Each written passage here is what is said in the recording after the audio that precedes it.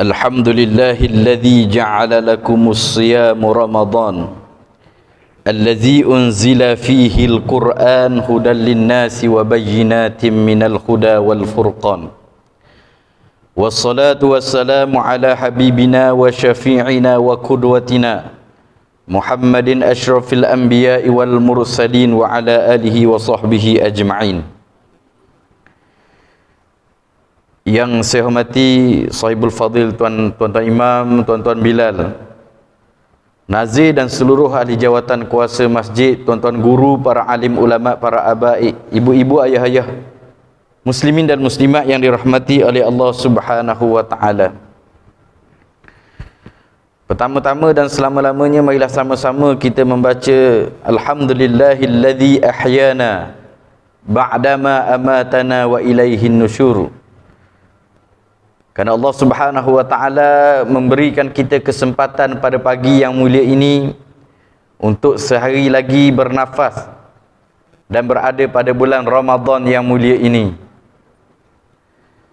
Kalau para ulama terdahulu, para sahabat nabi-nabi, para sahabat ridwanullahi alaihim ajma'in dulu, ini adalah saat-saat ketika mereka menangis.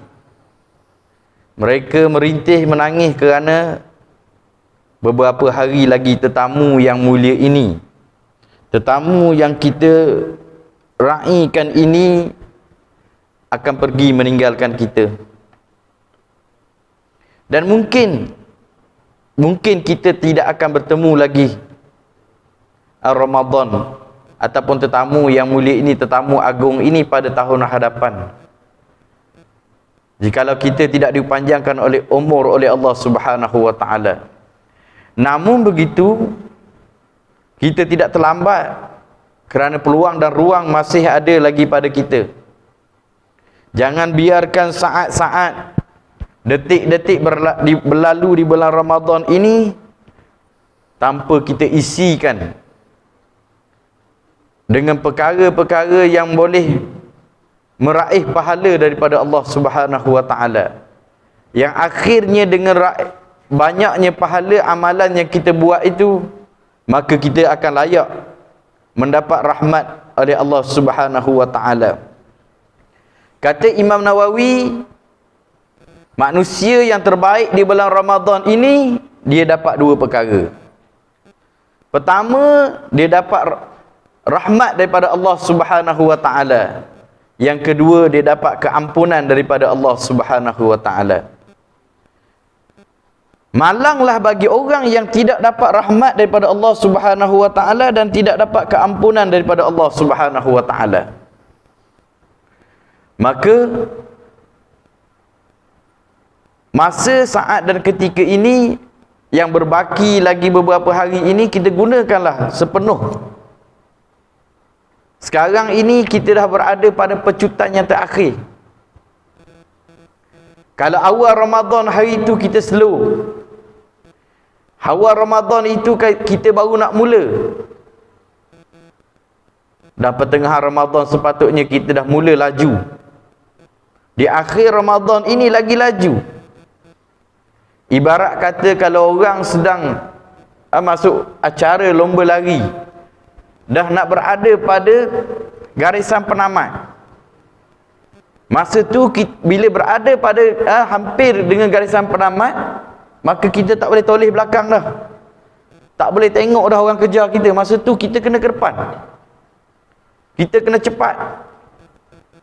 Supaya kita tidak terlepas untuk tergolong dalam golongan yang terbaik. Yang Allah Subhanahu wa taala sebut, kuntum khairu ummatum ukhrijat linnas ta'muruna bil ma'ruf wa tanhauna 'anil munkar. Kita ni nak letakkan diri kita dalam keadaan yang Allah Subhanahu wa taala sebut tu, kuntum khairun, kamu adalah sebaik-baik umat. Maka bila nak letakkan diri kita dalam sebaik-baik umat, tak boleh kita lepaskan peluang. Biarkan masa-masa dalam bulan Ramadan ini berlalu pergi begitu sahaja. 10 akhir Ramadan ini bukan masa lagi untuk tidur.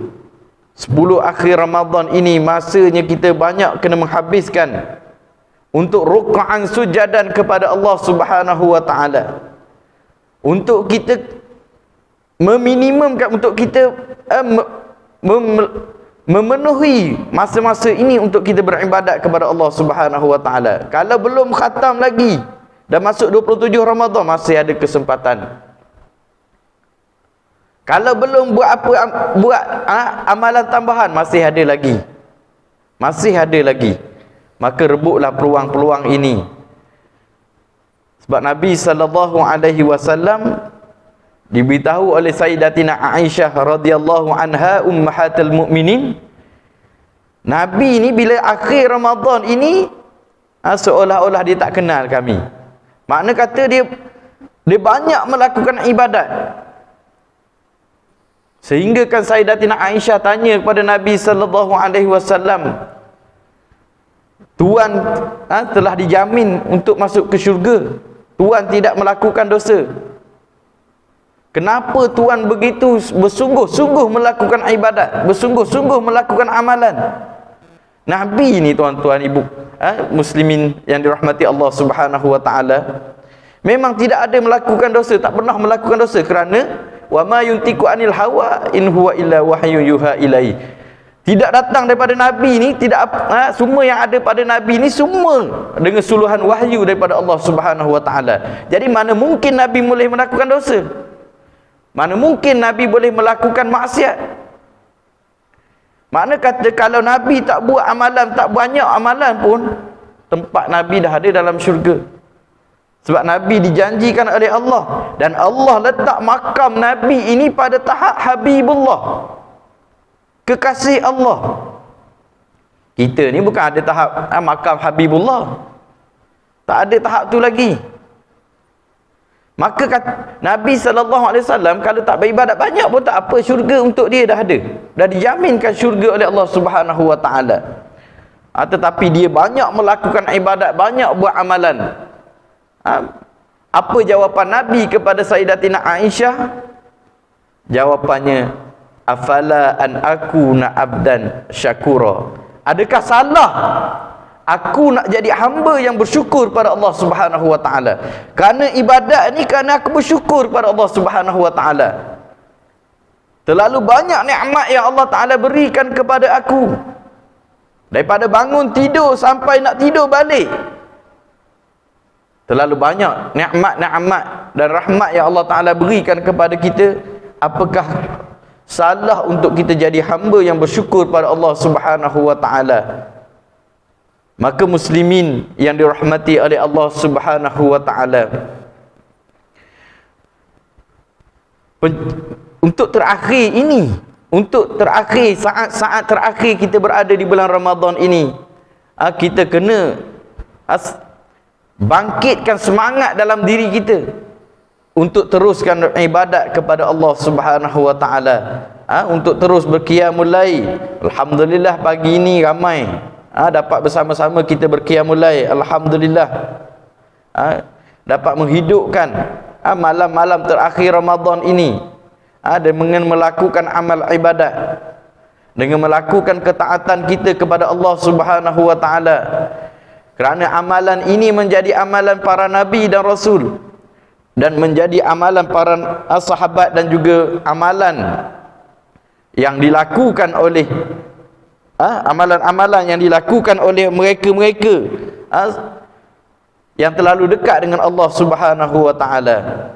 Jadi kita dah mula pada 10 malam terakhir ini, sebab Ramadan ini menjadi pusat tarbiyah ataupun madrasah untuk mendidik kita, yang agar kita dapat bila keluar daripada Ramadan itu kita konvo dalam keadaan kita mampu untuk membawa apa yang kita lakukan dalam bulan Ramadan ini, kita terus ke bulan-bulan yang lain.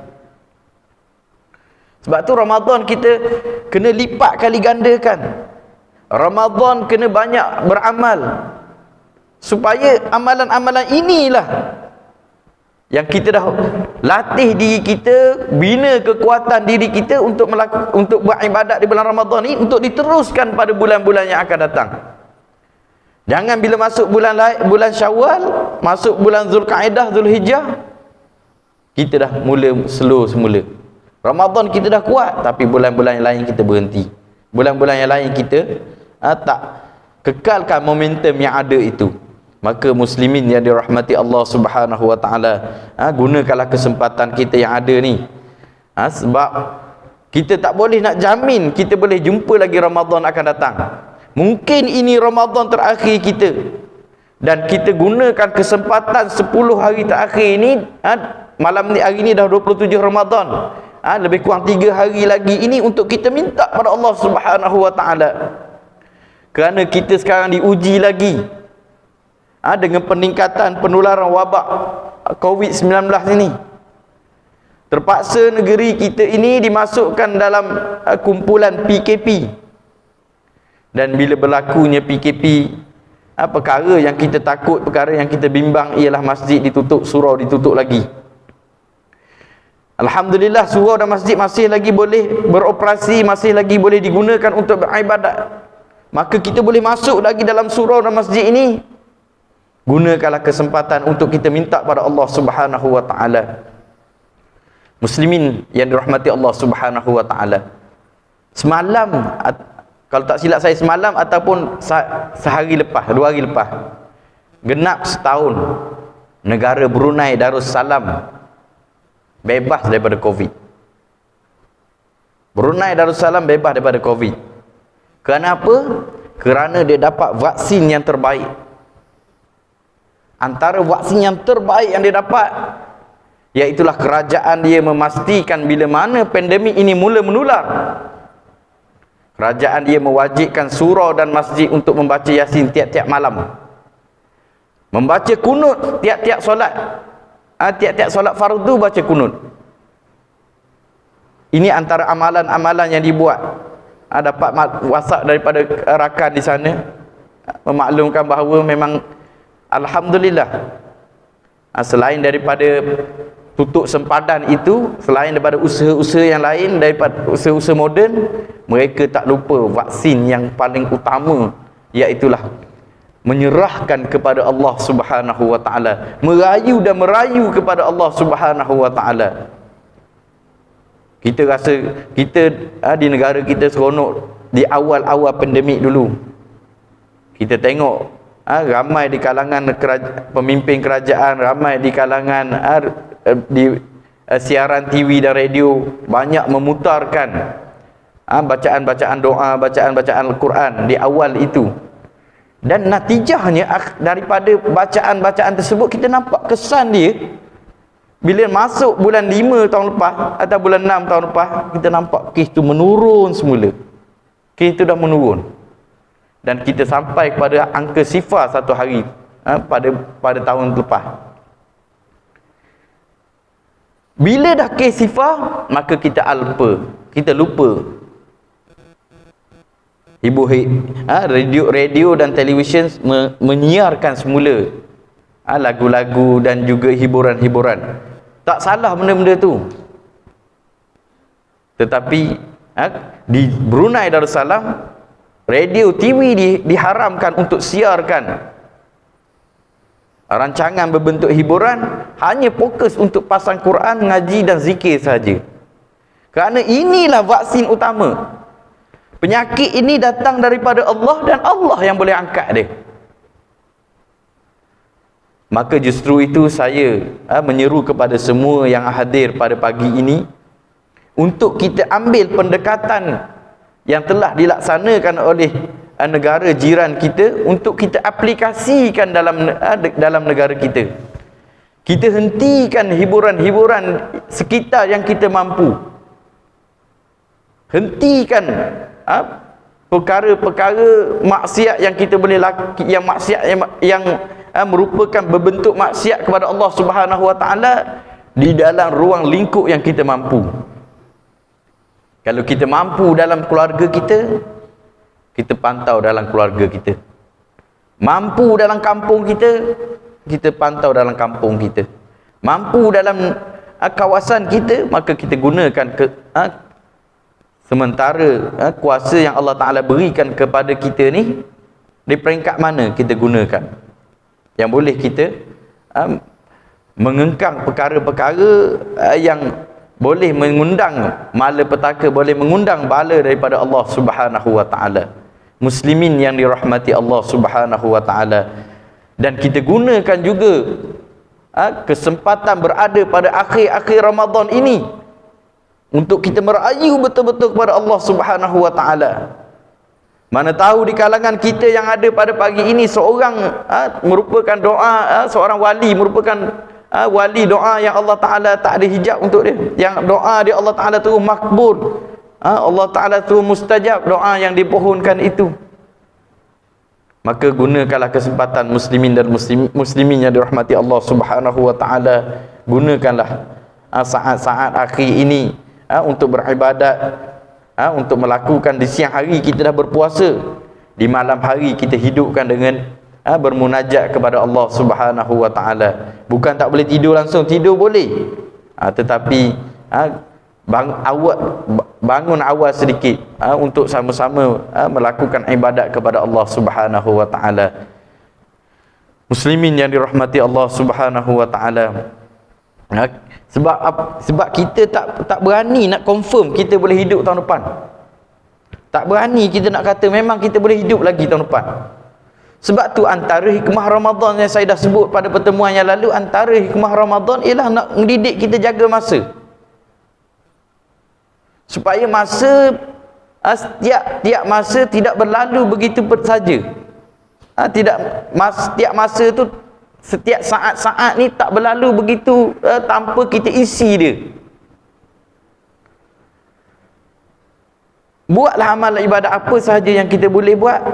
Cari satu amalan yang boleh kita istiqamah dengan amalan tu. Tak kisah apa pun amalan yang boleh kita buat, cari amalan yang kita boleh istiqamah dengan amalan tu. Kita nak murah rezeki, kita nak minta pada Allah Subhanahu wa Ta'ala murah rezeki, maka gunakanlah kesempatan untuk mendapat rezeki, untuk mohon kepada Allah Subhanahu wa Ta'ala. Dan antara saya teringat kepada seorang ulama yang nama dia Syekh Tauhid Al-Baghdadi.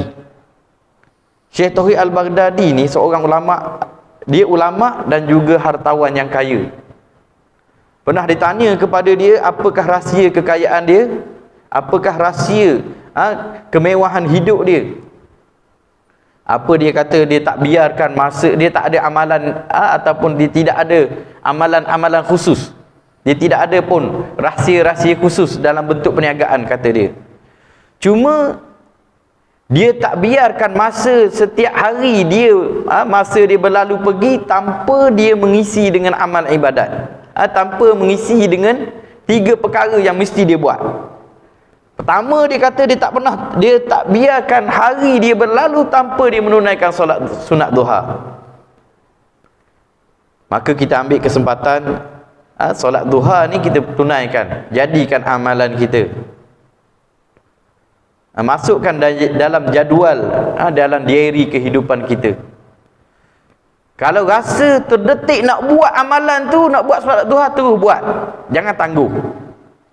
Apa pun amalan, kalau kita rasa nak buat tu terus buat. Bila kita tangguh, kita tak akan buat, sebab kita sedang bertarung. Bila kita tangguh, kita sedang dilalaikan. Bila kita tangguh, kita sedang dibisikkan. Maka kalau terdetik nak baca Quran, terus baca. Ambil Quran, baca. Jangan tunggu sekejap 5 minit lagi. 5 minit dia akan boleh jadi 50 minit. Maka masa akan berlalu pergi gitu saja. Jadi kata Syekh Tauhid tadi, dia tak akan tinggalkan, dia tak akan biarkan, dia tak akan lepaskan hari berlalu tanpa dia tunaikan solat duha. Keduanya, dia kata dia tak akan lepaskan hari berlalu tanpa dia baca suratul Waqiah. Yang ketiganya, dia tak akan lepaskan hari berlalu tanpa dia sedekah.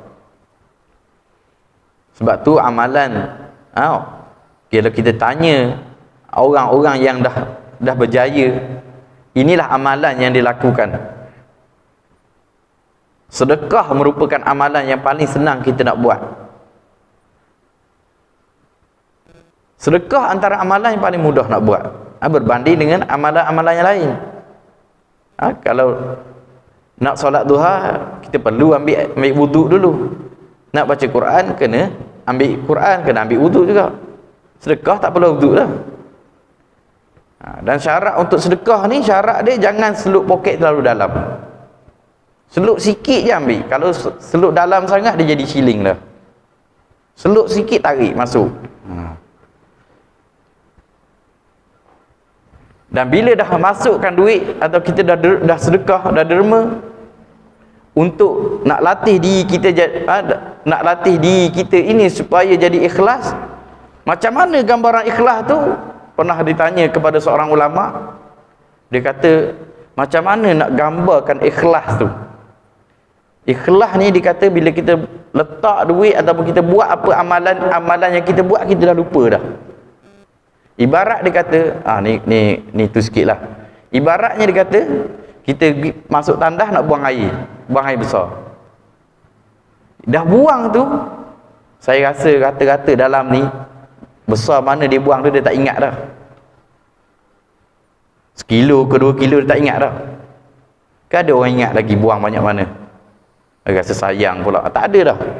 Maknanya apa yang kita, seperti mana kita masuk tandas buang tu, kita keluar daripada tandas, kita dah tak ingat dah apa yang kita tinggal dalam tu. Baru duduk tahap ikhlas.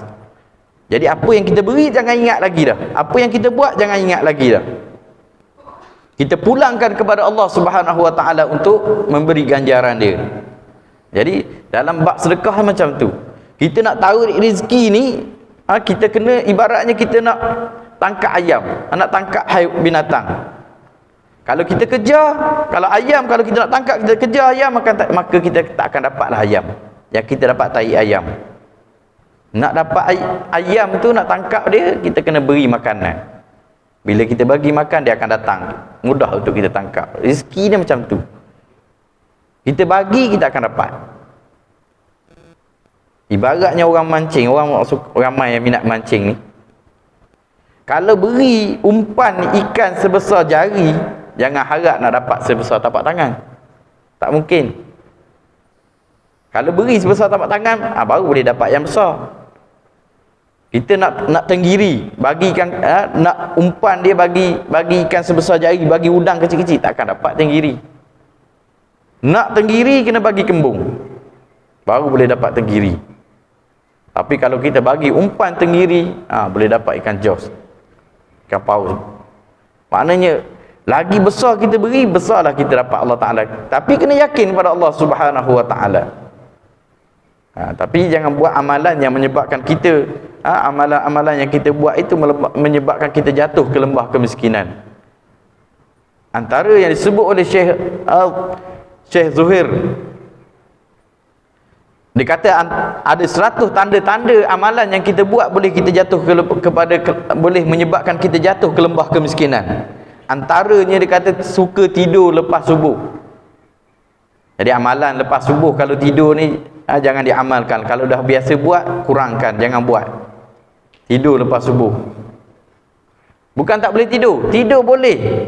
Tunggu lepas waktu duha ataupun lepas waktu isyraq baru tidur. Waktu subuh jangan tidur. Lepas aja subuh, kita biasa bulan Ramadan lepas sahur, sembahyang subuh tidur. Jangan amalkan ini, menyebabkan kita jatuh ke lembah kemiskinan, kepapaan. Antara je lagi dia kata, amalan-amalan yang kita buat itu, jangan biasakan lap muka kita ataupun air yang ada pada muka kita, kita ambil wuduk dan sebagainya, jangan biasa lapkan dengan kain yang kita pakai. Guna lengan baju lap, jangan biasakan. Kain lain tak apa, lain yang kita pakai. Antara perkara-perkara lain lagi, biarkan rumah kotor, bersawang dan sebagainya. Antara amalan lain lagi yang menyebabkan jatuh ke lembah kemiskinan, dia kata menyapu pada waktu malam. Ini antara amalan-amalan, antara perkara-perkara yang biasa dia kata dalam kitab dia. Kemudian disebut antaranya lagi membiarkan pinggan mangkuk dalam singki, bila kita lepas makan pada waktu malam, tinggal macam tu terus kita tidur. Jadi ini antara perkara yang kita kena ambil berat. Lepas makan, pastikan waktu malam, kalau kita mula pada hari ni, saat ni kita amalkan. Lepas makan pada waktu malam, pastikan kita basuh. Kalau kita balik rumah lepas tarawih, tengok ada pinggan mangkuk masih tak basuh lagi, kita panggil isteri, suruh minta tolong dia basuh. Kalau isteri tak nak basuh, kita sendiri basuh.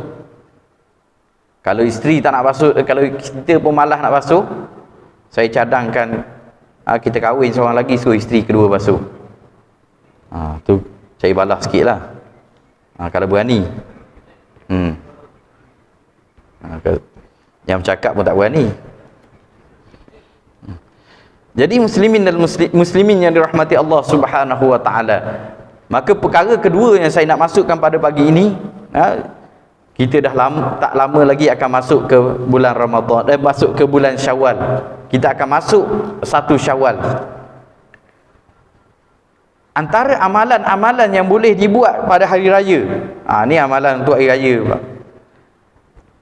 Ada satu malam yang terbaik di bulan Syawal, iaitulah pada malam hari raya yang pertama. Malam hari raya pertama ni antara malam-malam yang disebut sebagai 5 malam terbaik. 5 malam yang paling utama. Salah satunya malam raya. Malam Al-Qadar, kita tak tahu bila dia jatuh. Cuma kita kena rebut dan kejar, cari peluang dan ruang untuk dapatkan Al-Qadar. Maka kita perlu beriktikaf 10 malam terakhir. Malam Syawal ini confirm kita tahu. InsyaAllah kita akan pasti tahu. Kita akan menunggu-nunggu, menanti-nantikan Syawal ini. Walaupun tahun ni tak boleh balik raya, tapi kita tetap kena sambut hari raya. Kerana kemenangan kita setelah berjuang selama 30 hari melawan hawa nafsu, maka Allah Ta'ala berikan hari raya, walitukabbirullaha ala ma hadakum. Allah Ta'ala berikan kepada kita hari raya. Malam raya itu hidupkan, tunaikan solat sunat tasbih 2 rakaat, 4 rakaat, 2 rakaat, 2 rakaat. Buat semalam sunat tasbih. Perbanyakkan pada malam raya kita bertakbir. Dan hari terakhir kita Ramadan tu, hari terakhir kita berRamadan, sebelum waktu berbuka, kita himpunlah ahli keluarga kita depan juadah untuk kita berbuka. Ambil kesempatan 10 minit untuk kita berdoa pada Allah Subhanahu wa taala. Doalah apa saja ketika itu. Mintalah terutama, ya Allah, supaya Allah Ta'ala terima ibadat kita, ibadat puasa kita yang kita tunaikan selama sebulan bulan Ramadan ini. Kerana sia-sia amalan kita kalau Allah Ta'ala tak terima. Maka kita doa pada Allah Subhanahu Wa Ta'ala, minta Allah Ta'ala terima ibadat kita di sebulan bulan Ramadan itu. Ambil masa 10 minit sebelum berbuka, kemudian berbuka puasa. Lepas berbuka puasa, kita akan tunaikan solat maghrib. Bila selepas solat maghrib, kita bertakbirlah. Bertakbirlah. Hidupkan sepanjang malam raya itu dengan takbir. Diajar oleh para ulama, kita lepas solat maghrib, ambil masa dan waktu sedikit untuk kita duduk di mana-mana sudut di dalam surau ataupun masjid, untuk kita bertafakur, untuk kita duduk seorang-seorang muhasabah diri kita. Adakah amalan yang kita lakukan sebulan bulan Ramadan ni Allah Ta'ala terima? Adakah kita melakukan solat di bulan Ramadan, kita hidupkan qiyam dan siam di bulan Ramadan, itu Allah Ta'ala terima? Maka kita ambillah kesempatan duduk sebentar untuk kita muhasabah diri kita. Andai malam ini Allah Ta'ala panggil kita, adakah cukup amalan yang kita nak bawa bertemu dengan Allah Subhanahu Wa Ta'ala? Maka kita timbang diri kita. Sebab tu disebut hasibu qabla an hasibu qabla an tuhasabu. Isaplah diri kamu sebelum kamu dihisapkan di hadapan Allah Subhanahu wa taala. Hitunglah diri kamu sebelum kamu dihitung di hadapan Allah Subhanahu wa taala. Maka kita ambil sikit masa di malam raya tu, duduk seorang-seorang di sudut-sudut masjid ataupun surau ataupun di mana saja tempat yang kita boleh berada pada ketika itu, untuk kita hisap diri kita, renung diri kita, untuk kita letakkan markah kepada diri kita.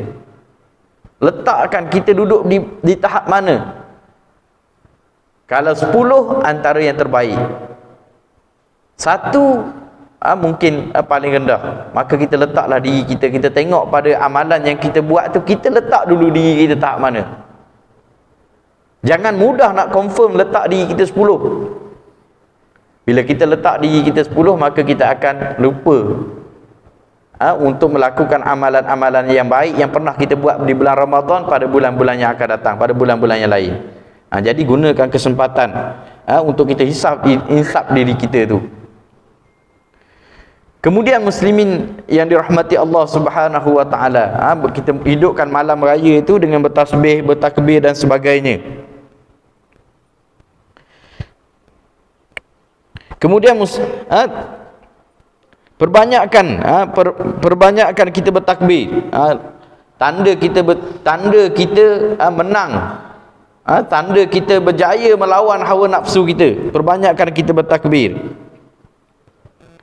Kemudian saya sebut tadi solat sunat tasbih. Kemudian hidupkan malam tersebut. Malam tersebut kita hidupkan. Jangan biarkan malam tersebut berlalu tanpa kita isi dengan amal ibadat kepada Allah Subhanahu wa taala. Sebab saya sebut tadi malam raya kita dah tahu dah. Malam 1 Syawal, malam Lailatul Qadar kita belum tahu.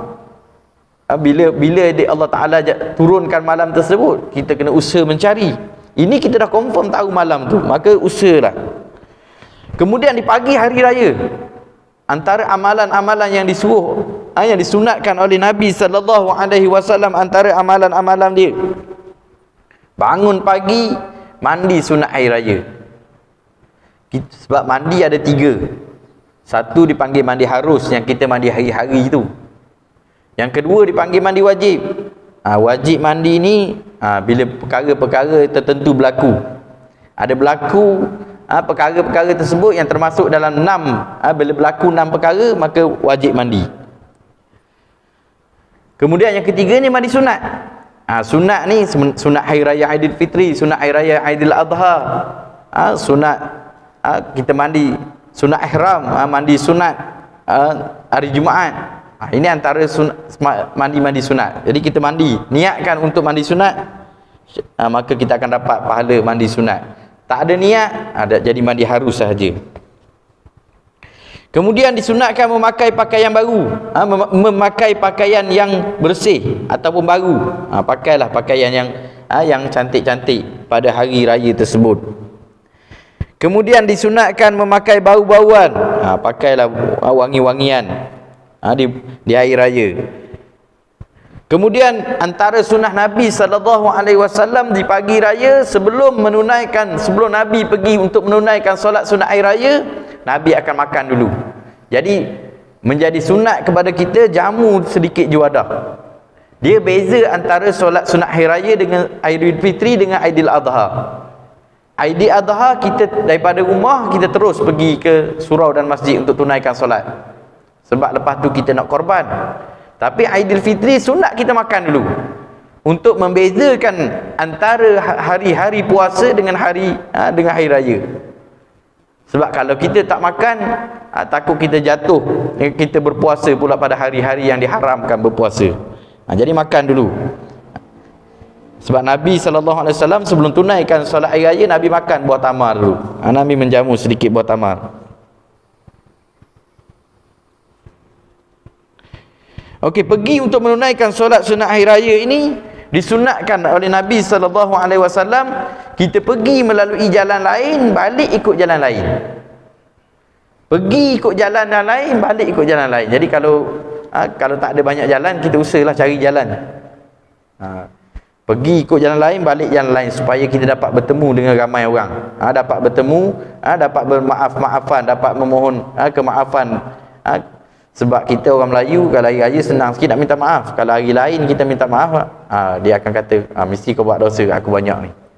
Hari raya ni dah tahu dah. Memang kita biasa hari raya kosong-kosong. Tak menang-menang hari raya. Kemudian larangan-larangan, antara larangan-larangan di hari raya. Ini antara larangan-larangan yang kita takut kita lakukan. Sekarang ni alhamdulillah lah, insya-Allah orang pun jarang bersalam. Kalau biasa bukan normal baru, biasanya orang bersalam-salaman. Salam ini kena ingat, ada orang yang kita boleh bersalam, ada orang yang kita tak boleh bersalam.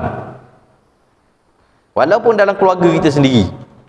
Maka antara orang-orang yang kita tak boleh bersalam, jika kita seorang lelaki, kalau kita seorang lelaki, orang yang kita tak boleh bersalam ialah yang pertamanya isteri kepada adik-beradik bapa. Maknanya isteri kepada adik-beradik bapa kita tak boleh salam. Adik-beradik ayah kita lelaki, contohnya ayah kita abang yang sulung, pak angah kita tu yang kedua. Isteri kepada pak angah kita tu kita tak boleh salam. Sebab dia panggil persemendaan, dia sementara je. Kalau pak angah kita mati, kita boleh kahwin dengan mak saudara kita tu. Mak saudara yang isteri kepada pak angah kita tu. Maka kalau kita sebagai seorang lelaki tak boleh salam dengan dia. Adik-beradik bapak kita. Adik-beradik isteri kepada adik-beradik bapak kita. Kemudian isteri kepada adik-beradik isteri kepada adik-beradik mak kita. Kalau kita seorang lelaki, isteri kepada adik-beradik mak kita. Mak kita, adik mak kita pun lelaki, adik mak kita lelaki, isteri dia kita tak boleh salam. Kemudian adik-beradik perempuan, adik-beradik perempuan bapak mertua. Adik-beradik perempuan bapak mertua kita boleh salam, mak mertua kita. Tapi adik-beradik perempuan dia tak boleh kita salam. Kemudian adik-beradik perempuan mak mertua. Adik-beradik perempuan mak mertua. Mak mertua kita boleh salam, tapi adik-beradik dia tak boleh. Kemudian anak perempuan adik-beradik isteri. Anak perempuan adik-beradik isteri kita tak boleh salam. Kalau kita ni kita duduk pada tahap lelaki lah. Adik-beradik perempuan anak perempuan adik-beradik isteri. Anak perempuan adik-beradik isteri. Maknanya kita kahwin dengan isteri kita. Isteri kita adik-beradik dia. Anak dia tu, anak adik dia merupakan kita jadi bapa saudara. Jadi bapa saudara ni bapa saudara bersifat sementara. Sebab kita kahwin dengan isteri kita. Jadi kalaulah isteri kita tak ada nanti, kita boleh kahwin dengan anak saudara kita tu, yang adik-beradik kepada anak adik-beradik kepada isteri kita tu. Tapi kalau anak saudara di sebelah kita lain. Anak abang kita, anak kakak kita tu lain. Yang ni anak adik-beradik isteri. Anak adik-beradik isteri. Yang ni biasa kakak ipar. Ni adik ipar. Kakak ipar, adik ipar perempuan. Sepupu perempuan. Ni sepupu perempuan. Sama ada anak makcik kita, anak ayah kita, anak adik-beradik ayah kita dan sebagainya. Ini antara perkara-perkara yang kita kena jaga. Kemudian sepupu mak. Sepupu mak yang perempuan. Ni kita tak boleh salam. Kita sekarang ni senang duk kata makcik kita, makcik saudara-saudara kita. Kita ambil mudah untuk kita bersalam. Jadi perkara-perkara ni kita jagalah supaya hari raya yang mulia tu kita nak melakukan amal ibadat, tapi penuh dengan maksiat dan dosa yang kita buat. Kerana kita tak tahu perkara yang kita buat itu mengundang dosa daripada Allah Subhanahu Wa Taala. Jadi itu antara perkara-perkara yang boleh kita ambil berat lah. Jadi muslimin yang dirahmati Allah Subhanahu Wa Taala, sekali lagi saya nak seru kepada diri saya dan juga tuan-tuan yang dirahmati Allah Subhanahu Wa Taala, gunakanlah saki baki ataupun masa-masa terakhir di bulan Ramadan ini untuk kita melakukan amal ibadat kepada Allah Subhanahu wa taala. Mudah-mudahan Allah Subhanahu wa taala menerima ibadat kita, dan kita mohon kepada Allah Subhanahu wa taala seperti mana yang disebutkan di dalam bulan Ramadan ini, ada setiap saat yang Allah Subhanahu wa taala keluarkan nama seseorang daripada senarai ahli neraka. Allah taala keluarkan. Mudah-mudahan kita tergolong dalam golongan saat-saat yang Allah Ta'ala keluarkan nama kita daripada menjadi ahli neraka. Kita minta juga Allah Subhanahu Wa Ta'ala tidak masukkan kita doa yang pernah didoakan oleh malaikat Jibril yang diaminkan oleh Nabi Sallallahu Alaihi Wasallam, supaya kita tidak jadi orang yang celaka bila berakhirnya Ramadan pergi tanpa ada perubahan dalam diri kita. Yang tu yang kita takut. Jadi mudah-mudahan kita tak termasuklah di dalam golongan tersebut. Jadi saya kira muslimin yang dirahmati Allah Subhanahu wa taala, sekadar itu saja untuk pagi ini yang dapat kita kongsikan. Mudah-mudahan ada manfaat yang dapat kita ambil bersama. Mudah-mudahan Allah Subhanahu wa taala berikan kesempatan kita untuk rezekikan untuk kita bertemu dengan Ramadan akan datang insya-Allah, dan kita dapat pada tahun ini Lailatul Qadar. Ibaratnya kalau kita beribadat pada malam Al-Qadar, ibaratnya kita beribadat pada 30,000 malam, 30,000 hari yang lain. Sebab dapat malam Al-Qadar khairum min alfisyahr, lebih baik daripada 1000 bulan. Maknanya kalau sebulan dalam 30 hari, 30,000 hari kita dapat. Jadi mudah-mudahan Allah Subhanahu wa taala masukkan kita ke dalam syurga tanpa hisab insya-Allah. Ya, boleh. Ya. Kadang-kadang juga pakai sarung tangan, dia mengelakkan, pakai sarung tangan. Macam mana dari Islam? Okey. Bagus soalan tu. Sarung tangan. Pakai sarung tangan dari segi Islam. Hukum asal dia bersalam dengan bukan mahram ni diharamkan, tak boleh. Maka nak halalkan kita letak kain. Tapi kita masih rasa lagi bentuk tangan tu kalau pakai kain. Kecuali sarung tangan tu buat daripada plywood. Kalau buat daripada plywood tak apalah, tak rasa. Daripada besi ke tak rasa, tak apa. Kita nak pegang perempuan tak ada salah, letak plywood atas dia, rosok plywood tu. Tapi selagi kita dapat rasa bentuk, nak mengelakkan, sebab bila kita rasa bentuk ni, tangan kita punya imaging, kita punya pemikiran kita dah pergi ke lain dah. Pergi tambah salam pula bawah umur 17 tahun, 18 tahun lagi fokus kita ke dalam lain.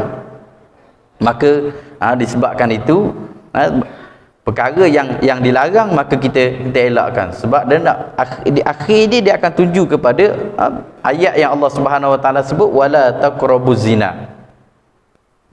Allah Taala kata Allah Taala tak sebut dalam Al-Quran jangan berzina. Allah Taala tak suruh, dia tak ada ayat yang larang zina. Tapi ayat yang Allah Taala sebut wala taqrabu, jangan menghampiri zina. Maknanya bukan tak zina, hampir zina pun tak boleh, zina apatah lagi. Jadi mengelakkan perkara-perkara itu, maka ambil peluanglah. Dan kita sebagai orang yang pergi surau masjid, orang yang pergi kuliah ni, kita kena beri tahu kepada dia, beri ilmu kepada dia. Sebab mungkin tahun ni anak saudara sebelah isteri kita datang nak salam ke kita. Kita pun dah belajar ambil kain serban dulu. Tahun depan nak salam lagi. Tapi bila kita dah hajar dah, minta maaf kalau kita panggil anak saudara kita belah perempuan, kita panggil apa, terpulanglah minta maaf banyak-banyak, pak cik sebenarnya tak boleh salam. Kita kan kedudukan dia, sebab Islam ni nak ajar kita biar kita faham. Bila dia faham, insya-Allah tahun depan dah tak berlaku dah. Ini tahun depan masuk lagi dalam serban, hari lupa bersalam lah. Jadi muslimin yang dirahmati Allah Subhanahu wa taala, bagus juga persoalan tu, jadi dapat kita kongsikan bersama. Mudah-mudahan ada manfaat yang dapat kita ambil bersama. Yang baik itu milik Allah Subhanahu wa taala. Sebarang kelemahan datang daripada diri saya sendiri. Saya mohon pada tuan-tuan guru, para alim ulama, para asatizah yang ada dalam masjid ini untuk memberi teguran dan tunjuk ajar sekiranya terdapat kesilapan dan kesalahan dalam penyampaian saya sebentar tadi. Terima kasih atas perhatian. Mohon maaf di atas sebarang kekurangan. Mudah-mudahan kita bertemu lagi di lain-lain kesempatan insya-Allah. Marilah sama-sama kita berdoa. A'udzubillahi minasyaitonirrajim. Bismillahirrahmanirrahim. Alhamdulillahirabbil alamin. Wassalatu wassalamu ala asyrafil anbiya'i wal mursalin wa ala alihi wa sahbihi ajma'in. Ya Allah, ya Tuhan kami, berikanlah sepenuh kebaikan di permulaan hari 27 Ramadan ini ya Allah. Berikanlah kemenangan, berikanlah kejayaan di pertengahan hari ini, berikanlah kemenangan di penghujung hari ini ya Allah. Dengan iradat dan izin-Mu jua ya Allah, kami hamba-hamba-Mu menadah tangan bermohon kepadamu ya Allah. Ampunkanlah dosa-dosa kami ya Allah. Ampunkanlah dosa kedua ibu bapa kami ya Allah. Ampunkanlah dosa guru-guru kami ya Allah. Ampunkanlah dosa anak dan isteri kami ya Allah. Ampunkanlah dosa ahli keluarga kami ya Allah. Ampunkanlah dosa sahabat-sahabat kami ya Allah. Ampunkanlah dosa jiran tetangga kami ya Allah. Ampunkanlah dosa kaum muslimin dan muslimat, mukminin dan mukminat, sama ada mereka ini masih hidup maupun telah meninggal dunia. Ya Allah, ya Tuhan kami, jangan Kau biarkan Ramadan berlalu tanpa meninggalkan kesan kepada kami ya Allah. Jangan Kau biarkan Ramadan ini berakhir berlalu pergi tanpa kesan di hati kami ya Allah. Jangan Kau biarkan Ramadan ini pergi tanpa Kau tinggalkan kesan di hati kami ya Allah. Kesan takut, kesan rasa gerun kepadamu ya Allah. Ya Allah, ya Tuhan kami, Kau berikanlah hidayah kepada kami ya Allah. Berilah kekuatan kepada kami untuk meneruskan saki-baki Ramadan yang ada ini ya Allah. Ya Allah, ya Tuhan kami, dengarlah rintihan kami pada pagi ini ya Allah. Allahumma ya Allah ya Rahman, ya Allah, ya Tuhan kami, limpahilah kepada kami ilmu pengetahuan.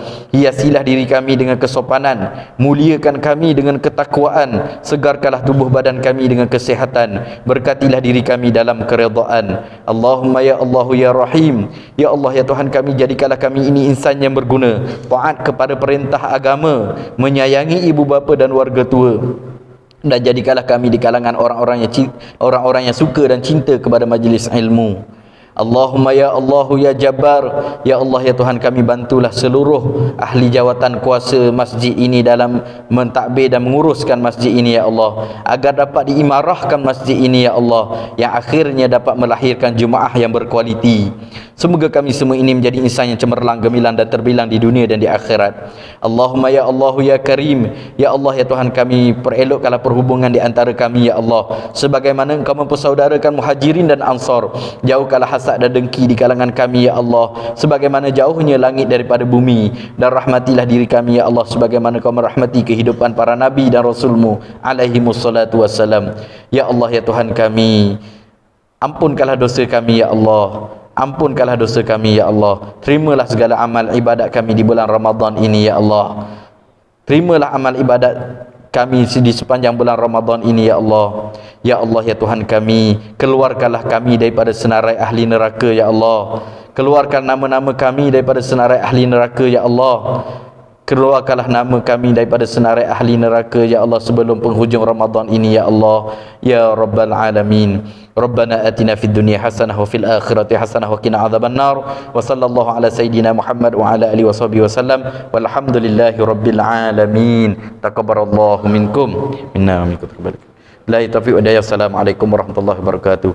Sallallahu rabbuna ala nuril mubin Ahmad al-Mustafa Sayyidil Mursalin. Sallallahu rabbuna ala nuril mubin Ahmad al-Mustafa Sayyidil Mursalin wa ala alihi wa sahbihi ajma'in wa ala alihi wa sahbihi ajma'in.